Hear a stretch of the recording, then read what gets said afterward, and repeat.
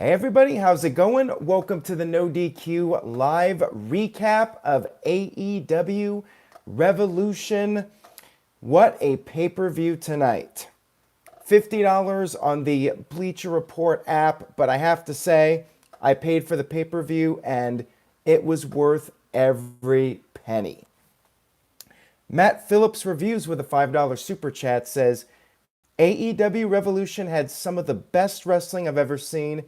Keep up the good work, Aaron. Thank you for that, Matt. I appreciate it. Let's go ahead and get started with the recap. It is late here, long pay-per-view, but hey, you pay $50, no complaints. We had SCU up against the Dark Order. Frankie Kazarian and Scorpio Sky teaming up together. Christopher Daniels did a promo before the match and talked about how the Dark Order has been lying. Scorpio felt that Daniels would be better off staying in the back. Daniels reluctantly agreed. We had the match. The Dark Order members got involved. The numbers game ended up being a major factor in this match. Evil Uno took a shot at Kazarian, and then Grayson scored the pinfall victory. After the match, Dark Order continued to beat down SCU, and then the Chicago hometown boy, Colt Boom Boom Cabana, with his funky music, came out there and made the save. However, the numbers game was still too much, and Colt got beat down. Then we had a man come out wearing a hood. The announcers were teasing that this might be the Exalted One. He took off the hood, and it was Christopher Daniels. However, it was a swerve. Daniels ran to the ring, and he beat down the Dark Order, took them out. Not sure why Daniels did not come out earlier during the match when he could have made a difference in the outcome, but I still like the little swerve here with Daniels taking off the hood but not being the Exalted One. I like that they actually furthered the storyline here on the buy-in. When WWE usually does the kickoff matches, they're just random matches to warm the crowd up. But here, AEW actually did storyline progression with their kickoff match. So, thumbs up. Good start to the show here. Josh Mansfield with a $5 super chat says, I cannot stay long. Just wanted to say keep up the great work and don't worry about anything. Keep your head up and going strong, Mr. Sore Throat. I appreciate that, Josh Mansfield, and thank you for your positive vibes and what you said to Caitlin. I really do appreciate it. Everything's good, by the way. Just there's some drama. Nothing with Caitlin and I, but something else. And Josh was very positive with his messages, so I appreciate it, Josh. Anyways, let's move on here to the main card, which was kicked off by Jake Hager, who Jim Ross referred to as Swagger. Whoops. Jake Hager versus Dustin Rhodes. And before the show got started, we had the national anthem performed. Hager came out and he started making out with his wife at ringside, which was maybe a little too much. We really did not need to see this, but it did play into the match. Hager took it to Dustin for a while. Dustin, of course, came back, did his big moves. Hager used some of his Bellator-style moves. Put the ankle lock on.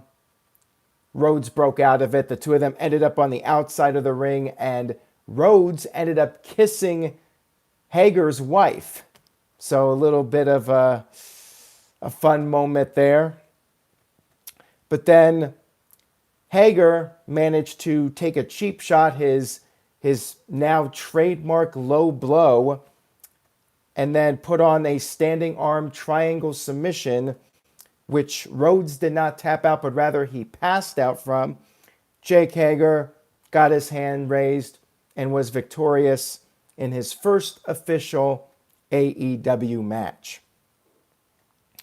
Tony H with a $2 super chat says, so that's how you do a pay-per-view, build matches and payoffs. I agree with that, Tony H, very much. Thank you for that. Ken Terminated by Google with a $5 super chat says, Mansfield, if Aaron Riff's sore throat gets worse, we might hear the spirit of Brian Pillman through Rift. LOL, sorry to the Pillman family. Yeah, I'm not quite there yet. I'm feeling okay today, but it seems to go in and out, and just got to make the most of it here. But I thank you guys for watching along, and hopefully my voice is good enough for the video to be watchable and listenable. Good match to kick off the show.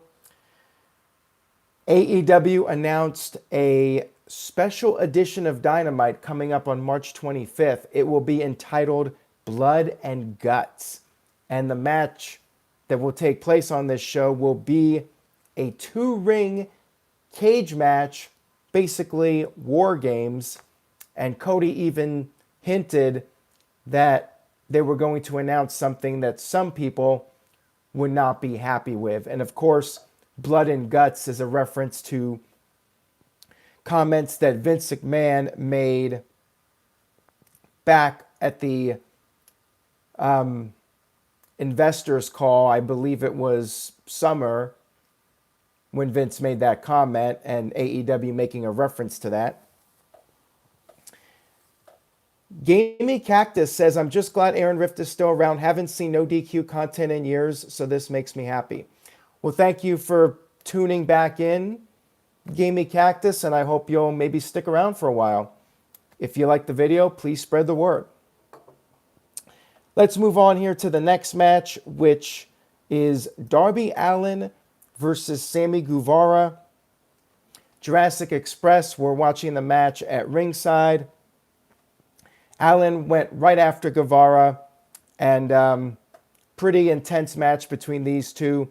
Guevara ended up using Allin's skateboard to gain the advantage, and basically what happened was these guys were fighting before the match even began. So Guevara used the skateboard, and the match had not technically started, so he was not disqualified. And then Guevara did this 630 senton from the top rope to the outside onto Allin through a table, which was pretty crazy. And again, this was before the match even got started.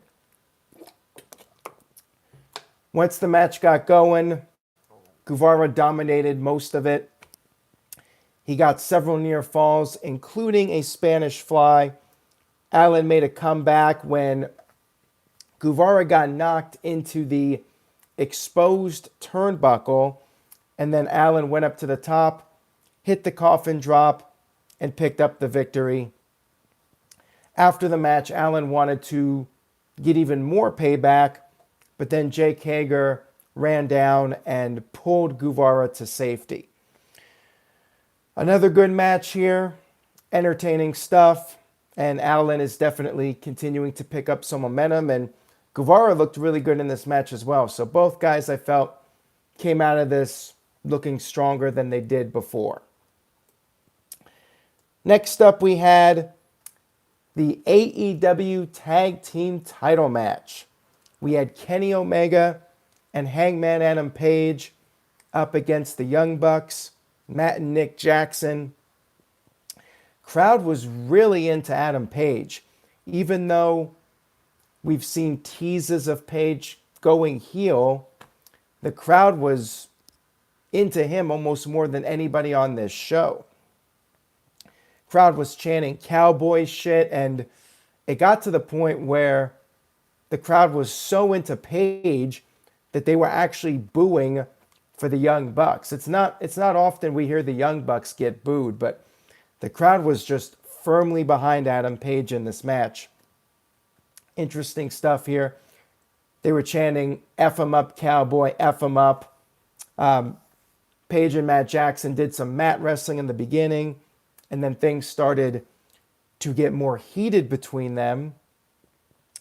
And lots of back and forth between these two teams. The match went just over 30 minutes. Lots of craziness. Crowd chanting, "This is awesome." Crowd doing a standing ovation, chanting AEW.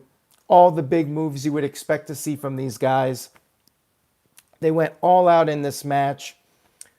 Lots of moves on the ramp. The Young Bucks actually hit an Indie Taker on Paige. They had that ramp that goes from the stage all the way to the ring. So that was utilized during the show. Bucks then got back in the ring, hit several super kicks to Omega. Crowd was booing the Bucks again. They then hit a golden trigger, but Omega kicked out of that. Bucks did it a second time, and Omega kicked out. Actually, the first time Omega kicked out at 1, which got a big pop from the crowd. And then the Bucks hit a second one. Then we had Matt Jackson going after the bad shoulder of Kenny Omega. Crowd booed this, of course. Bucks went for the Dave Meltzer driver when Paige managed to grab Nick off the apron and powerbombed him onto the outside table. Omega and Paige hit their double team finisher, the V-trigger buckshot lariat combo. Matt managed to kick out of this, which I believe is the first time that somebody's kicked out of that combo. Omega went for the one-winged angel. However, because of his bad shoulder, he was not able to complete the move. Adam Page tagged in, and he hit the one-winged angel. Nick Jackson managed to make the save, and then Page came back from that. He hit both guys with the buckshot lariat, and then pinned Matt to retain the tag team titles for him and Omega. Hell of a match, guys. If you did not see the pay-per-view, you definitely need to check out this match. I would highly recommend ordering the pay-per-view. If you did not see it, it is 100% worth checking out. And you got to see this match. You got to find a way to see it. But really, you should check out the whole pay-per-view. After the match, the Young Bucks got to their feet. They gave Kenny Omega some props. However, Page was remaining distant from the three of them, and he left the ring. He was standing on the ramp area that's connected to the ring. Then he grabbed the ropes and he teased the idea that he was going to flip into the ring and give the buckshot lariat to Omega. However, he did not do it. It was just a little tease. He helped Omega out of the ring, and the two of them walked to the back together. Page grabbed a beer from the fan to celebrate. I thought this tease was really well done. And like I said, match was excellent. Maybe the best match of the year. I mean, it's definitely up there. Going to be a match of the year contender. And better than anything on Super Showdown. So there you go. Awesome, awesome match. Moving on here, we had Nyla Rose versus Chris Statlander for the AEW Women's Tag Team titles. Unfortunately, these ladies had to follow the tag team title match. And on top of that, Chris Statlander was ill. She was battling the flu. I believe she got pulled from an indie event. And the match itself was not one of their better matches from either woman. It was rough at times, but I will give them props for working really hard in this match. They were busting their asses, and I got to give them props for going all out and trying to have the best match possible. And the crowd just was burned out, from the tag team title match. There wasn't a whole lot of crowd heat, but the fans were respectable for the match. Statlander had a couple moments in this match, but in the end, Nyla Rose hit the Beast Bomb. Statlander did kick out of that, which I'm not sure who's kicked out of the Beast Bomb. Maybe Riho did. I don't even remember. Rose hit a second Beast Bomb from the middle ropes and picked up the victory to retain her title. Tim Heidenberg with a $5 super chat. Thank you for that, Tim. He says, should AEW sign Tessa Blanchard despite the baggage? Her contract expires this summer.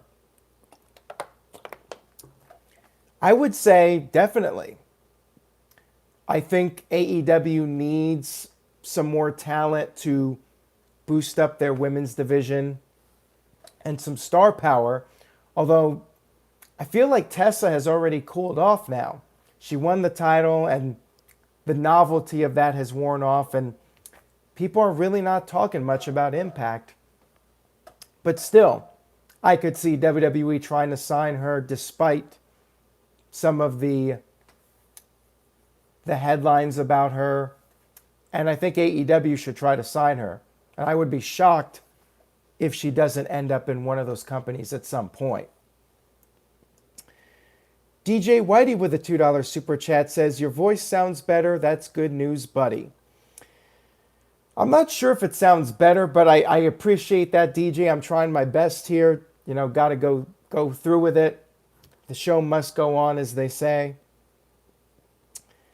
Let's move on here to the next match, which was Cody versus MJF. The band Downstate performed Cody's entrance live. And let's just say they sound better in the studio. Was it the best live band performance I've heard? Cody came out with his entourage, which included his brother Dustin and Stephen Amell. And what was very noticeable here was Cody has a new tattoo, and it's right on his neck. It stands out like a sore thumb. I'm not a tattoo guy. I don't like tattoos, but I don't think this tattoo looks good on him. And I hope I don't get blocked by Cody again, but yeah, I don't think it was a good placement for that tattoo. I think maybe if he gets some more ink done, maybe if he gets some additional tattoos around that area, perhaps it'll look better, but it kind of looks like a gang member's tattoo. I don't know. It just I don't think it looks good. But it is what it is, Don't want to tattoo shame anybody. I'm sure we'll all get used to it over time. I wasn't a fan of Kevin Owens' tattoo that he got, but he did get more ink work done over time. I was a little bit distracted by the tattoo also during the match, which is unfortunate because this match arguably had the best build-up. You could say that also about Jericho and Moxley. Cody went right after MJF to start things off. MJF, of course, like a great heel, retreated to the ringside area. Crowd was chanting "coward" at him. Wardlow got involved in the match. He pulled MJF to the outside of the ring. Brandy then got involved, threw a beer in Wardlow's face. Wardlow kept trying to get involved during the match. And then at one point, Brandy tried to dive onto Wardlow. He grabbed her and acted like he was going to slam her to the ground. Cody tried to kick Wardlow. He missed, and he hit his mentor, his manager, Arn Anderson. So Arn actually took a bump on this pay-per-view. I was a little surprised by that. MJF kept using his heel tactics. He actually took off Cody's boot. Cody had broken his toe from the moonsault off the top of the cage on Dynamite, and MJF started biting Cody's toe. I thought this was really, really fun. I liked this. Good heel work here by MJF. MJF put a submission on, and Cody actually managed to bite the ring rope in order to break the hold. I like the creativity in this match. I got to give them credit for this. Tony H with the $2 super chat says MJF should just go for the AEW title at the next pay-per-view. I could definitely see MJF as a future contender for the title, but we'll talk about the AEW title here in just a few minutes. MJF got busted open at one point. MJF hit a low blow, rolled up Cody. However, Cody kicked out of that. MJF hit the double cross, which is his version of the crossroads. Cody kicked out of that. Cody then hit a low blow, got his own near fall, and then Cody started going for his serious payback. He got the weight belt. He used that on MJF. MJF started crying like a baby, and he gave Cody a hug, and Cody showed a little bit of remorse, I guess, but then Cody got spit in the face for showing any kind of sympathy towards MJF. Cody came back. He was on the verge of picking up the victory, but then MJF, for the final heel tactic, he pulled out his dynamite ring, the dynamite diamond ring. He hit Cody with it and scored the 1-2-3 over Cody Rhodes. Mike B with a $5 super chat says, was Jericho trolling the fans by congratulating Goldberg for winning the title? Answer later if you can't do it now. Hope you feel better soon, Aaron. Well, thank you for that, Mike B. I appreciate it.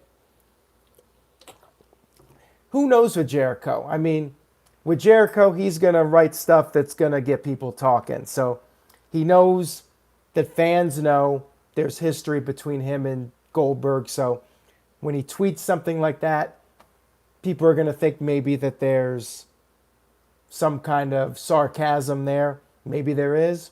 Maybe there isn't. That's the thing about Jericho. This was a really good match. Old school style. Love MJF. Love all the heel tactics. I believe this was the only match I got wrong with my predictions, just because I thought maybe Cody winning would be a nice storyline where MJF would have to get a rematch, but he'd have to go through the humiliation to get another match. But really, this is the best way to go.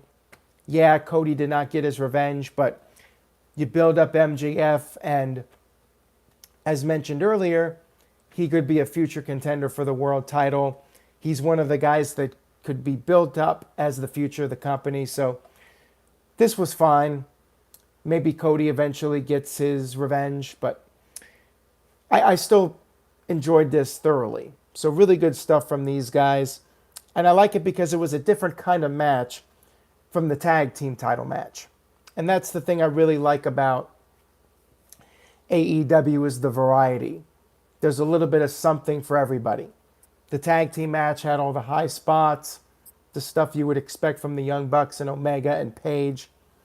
This match was more old school. MJF doing all the heel tactics. So, I like the variety. Moving on here, we had our second to last match, which was Pac versus Orange Cassidy. Cassidy was billed from wherever, and his hometown, or his weight, I should say, was whatever. I actually thought this match was better than I was expecting going in. I thought it was going to be like a 2-minute comedy match. And yeah, there was the comedy that you would expect from Orange Cassidy, but they actually did have a pretty lengthy match here. And there was a point where Cassidy got serious. And I was very entertained by this match. I know Cassidy is a very polarizing figure, but to me it's fun. And wrestling has been very absurd over the years. There's always been ridiculous stuff that isn't realistic, but that's wrestling for you. I mean, Undertaker and Kane shooting fireballs and thunder and lightning. We all loved that stuff.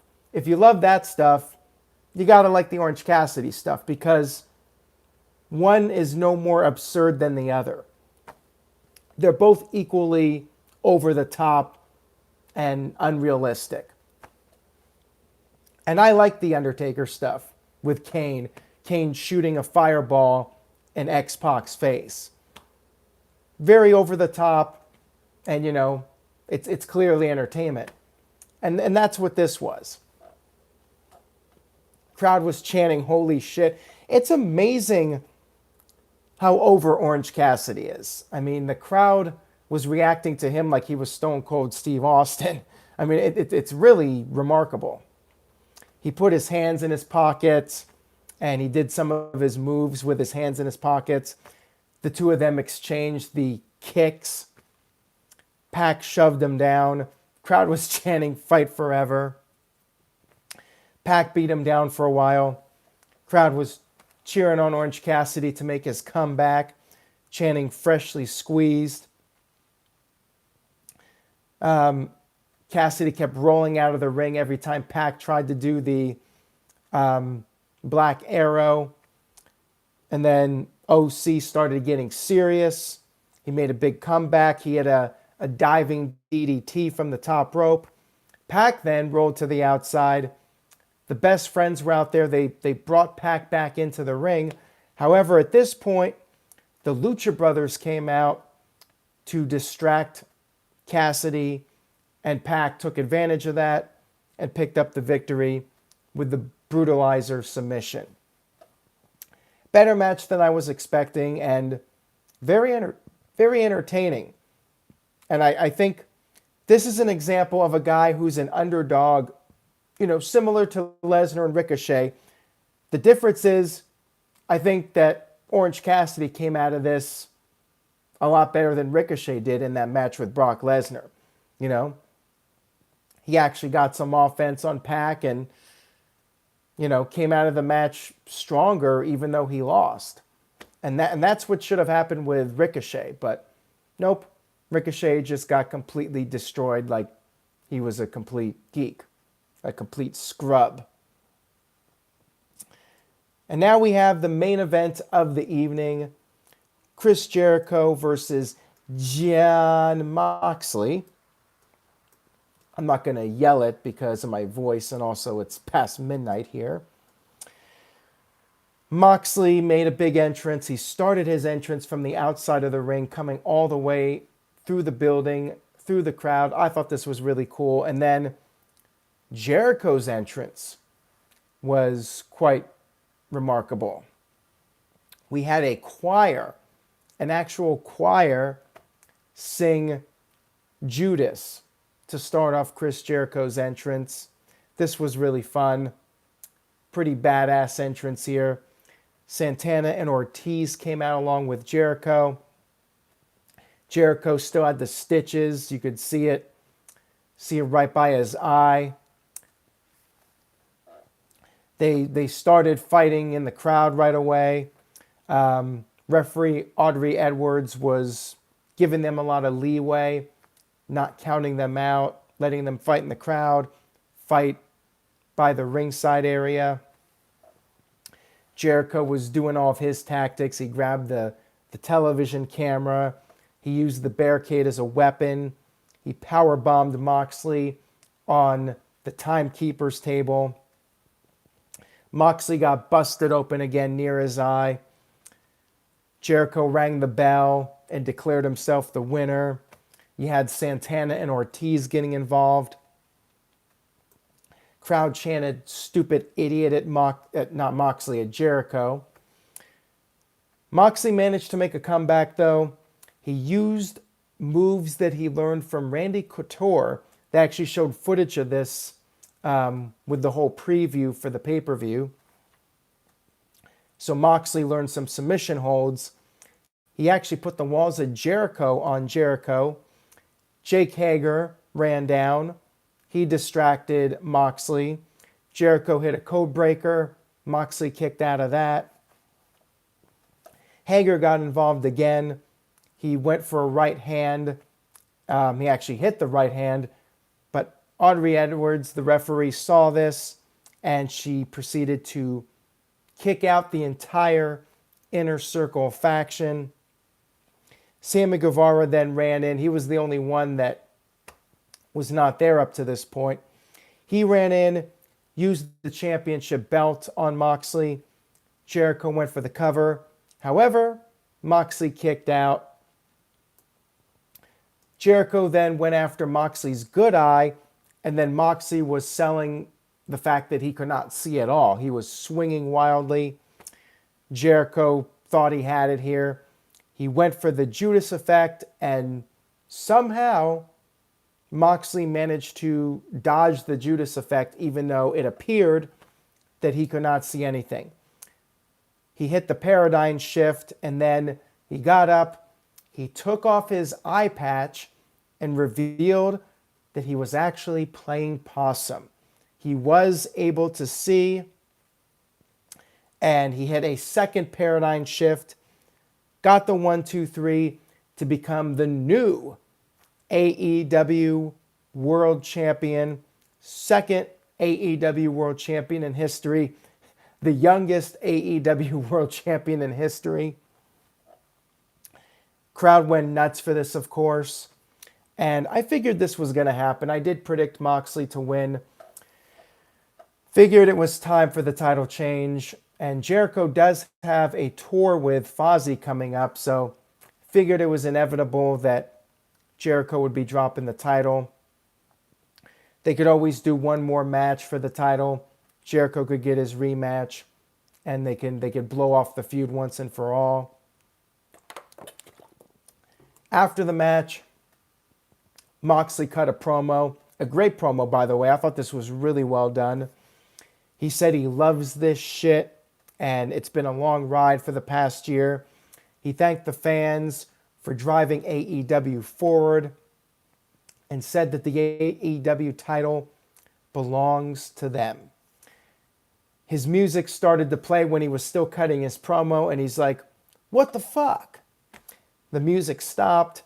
He finished his promo. He said he will take on all challengers, and then said it's time to throw back some whiskey. His music played. He continued to celebrate, and the pay-per-view went off the air. Great show. Like I said earlier, if you did not see it, I recommend checking out the replay. Find a way to check out the show. AEW is on a roll, you know. They are giving the fans what they want. And like I said, to me, this show was worth every penny.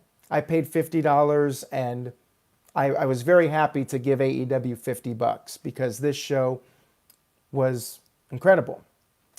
A show, very close to an A+. The women's match, I think, fell a little bit short, but I give them an A for an effort. Overall, excellent pay-per-view. So, hats off to AEW. Standing ovation for you guys. Kaylin was watching it with me. She gives the show an A. Kev Dog gives it an A. Tic Tat Tat with an A. Dr. NXT Scorpio with an A. Christopher Mace gives it a B+. Media One Software says $50 I paid to was worth it. Media One Software with an A. OG Crushes with an A. Flaky Anthony with an A. And Super Namic with an A+. Robbie Weiss from the No DQ review panel gives the show a B+. He says the neck tattoo lowers it for him. .5 letter grade. Poor Cody. I really hope he doesn't block me. Again, I don't want to tattoo shame anybody. I'll probably get used to it. I'm just not a fan of tattoos in general, and I think he should probably get additional work done to make it not... I just think it stands out like a sore thumb, like I said. But thank you for the super chat, Robbie. $2 super chat. And then we had another one here from Dylan. My man Dylan. Dylan Hensley with a $5 super chat says, I've spent money on Double or Nothing, All Out, Full Gear, Revolution, and going to Dynamite shows in Dallas and Austin. AEW continues to earn my money. Very happy to hear that, Dylan. And again, there's an alternative. I know a lot of people were not happy with Super Showdown, and AEW is delivering. I don't get paid to say it. I don't go to AEW and get interviews with the wrestlers, so I'm just a guy who watches the shows like everybody else and gives my thoughts. AEW puts on a great show, and I think they're worth investing in. If you're sick of WWE, put your money where your mouth is. Cancel the network. Don't give WWE your money. Bottom line. Support AEW. They are a brand worth supporting, in my opinion. $5 super chat here from DJ Whitey says, if it wasn't for Fozzy being on tour, do you think Chris Jericho would have retained? I think the timing was right for Jericho to drop the title regardless. Just because I think you can put Moxley in there with a lot of guys. Jericho, he's a great performer, but he's also not a young guy anymore. Moxley is the guy who's really going to be the face of AEW moving forward, not Jericho. Jericho was a good first guy to put the title on, but Moxley's the guy that I think is going to be the guy in AEW. And you got so many matches you can do with Moxley. A rematch with Omega. You can have him versus Pac. You can have him versus MJF. You can have him maybe eventually versus Cody if Cody can get the stipulation reversed. Tony H with a $2 super chat. Thank you for that, Tony. He says, fix the women's division and AEW is elite fully. Yeah, I still think they need work with the women's division, but we've all talked about that. They just need some more star power, I think. But overall, AEW is doing a great job, in my opinion. That's all I got for this review, everybody. Thank you all so much for watching. I'll be back Monday night with the Raw recap. We got a lot to talk about. AEW Dynamite, SmackDown, Elimination Chamber, No DQ review, predictions. Going to be another busy week. Enjoy the rest of your weekend. Take care, everybody, and I will see you all next time.